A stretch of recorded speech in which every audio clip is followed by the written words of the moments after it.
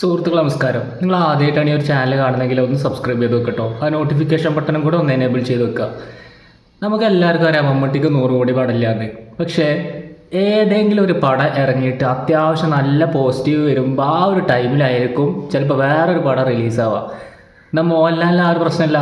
മോഹൻലാലിന് ഫസ്റ്റത്തെ 100 കോടി പടം ഏതാണെന്ന് വെച്ചാൽ പുലിമുരുകനാണ്. പുലിമുരുകൻ ഇറങ്ങിയ ആ ഒരു ടൈമിൽ തന്നെ ഓർമ്മ ശരിയാണെങ്കിൽ ലോക്ക്ഡൗൺ വന്നത്, അല്ലെങ്കിൽ നോട്ട് നിരോധനം, ഇതിൽ ഏതെങ്കിലും സംഭവം വന്നിരുന്നു. അപ്പോൾ എന്തായി, വേറെ പടമൊന്നും ഇറങ്ങിയില്ല. ആ പടം തന്നെ എത്ര മാസമാണ് കളിച്ചത്.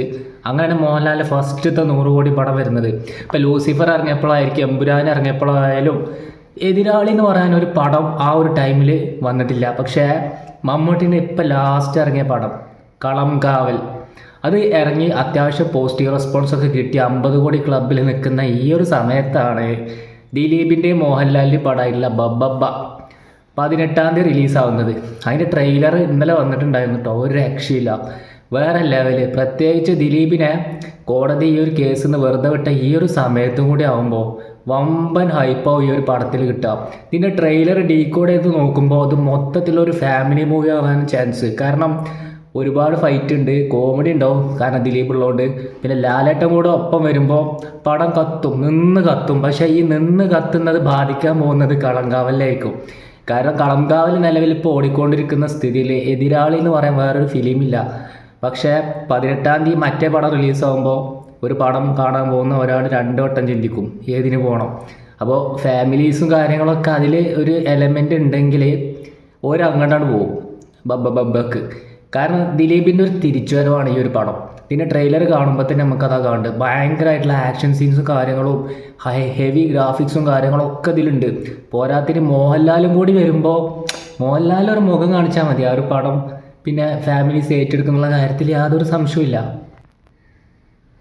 അത്തരത്തിലുള്ള ഒരു സിറ്റുവേഷൻ ആയിരിക്കും ചിലപ്പോൾ 18-ാം തീയതി നടക്കുക. ചിലപ്പോൾ നേരെ തിരിച്ചു നടക്കട്ടോ, അത് വേറെ കാര്യം. പടം ഇറങ്ങിയിട്ട് എങ്ങനെയുണ്ട്, രസമുണ്ടോ ഇല്ലേ എന്നൊക്കെ പറയാൻ സാധിക്കുള്ളൂ. പക്ഷേ നിലവിൽ അതിൻ്റെ ട്രെയിലർ കാണുമ്പോൾ അത് ഒരു പിടുത്തം വിട്ട അവസ്ഥയിലാണുള്ളത്.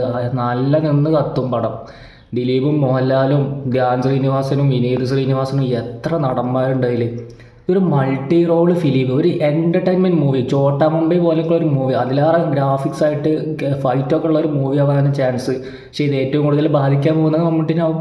മമ്മൂട്ടിൻ്റെ കളങ്കാവലിൻ്റെ കളക്ഷനൊന്നും കുറയാൻ ചാൻസ് ഉണ്ട് ആ ഒരു പടം ഇറങ്ങുമ്പോൾ. കാരണം ആ ഒരു മൊത്തത്തിലുള്ള ഒരു പാക്ക് ആകുമ്പോഴേ പിന്നെ ഇതിനുള്ള ഒരു ഇപ്പോഴുള്ളൊരു ക്രൗഡ് ഉണ്ട്, ആ ഒരു ക്രൗഡ് ജസ്റ്റ് അത് കുറയാനുള്ളൊരു ചാൻസ് നമ്മളൊരു അനാലിസിസിൽ കാണുന്നുണ്ട്. അതാണ് മമ്മൂട്ടിക്ക് 100 കോടി എത്താനാകുമ്പോൾ എന്തെങ്കിലുമൊക്കെ പ്രശ്നം. നിലവിൽ 100 കോടി കിട്ടാത്ത നടന്മാർ വളരെ ചുരുക്കമാണ്. പക്ഷെ മമ്മൂട്ടിക്ക് ഇപ്പോഴും ഒരു 100 കോടി പടം കിട്ടിയില്ല. ആ ഒരു 100 കോടി 50 കോടിയൊക്കെ കഴിഞ്ഞിട്ട് 100 കോടി 8 ദിവസം 9 ദിവസം കൊണ്ടൊക്കെ ആവുമെന്ന് പറയുമ്പോൾ അതിൻ്റെ ഇടക്കാണ് ഈ ഒരു പടം റിലീസാവുന്നത്. അപ്പോൾ ആ ഒരു 100 കോടി പ്രതീക്ഷ മങ്ങലേറ്റു തന്നെ പറയാൻ സാധിക്കും. കാരണം ഇനിയിപ്പോൾ ഒരു 100 കോടി കിട്ടണമെങ്കിൽ ഒരു ചാൻസ് കാണില്ല. കാരണം മറ്റേ പടം റിലീസാകുമ്പോൾ ആൾക്കാർ അതിൽ പോവും, ഇപ്പോൾ ഇതിൽ ആൾ കുറയും, അങ്ങനെയൊക്കെ ഓരോ പ്രശ്നങ്ങളുണ്ട്. ഏതായാലും നിങ്ങളെ അഭിപ്രായം എന്താ വെച്ചാൽ കമൻറ്റ് ബോക്സിൽ അറിയിക്കുക. മറ്റൊരു വീഡിയോയിലൂടെ നമുക്ക് വീണ്ടും കാണാം.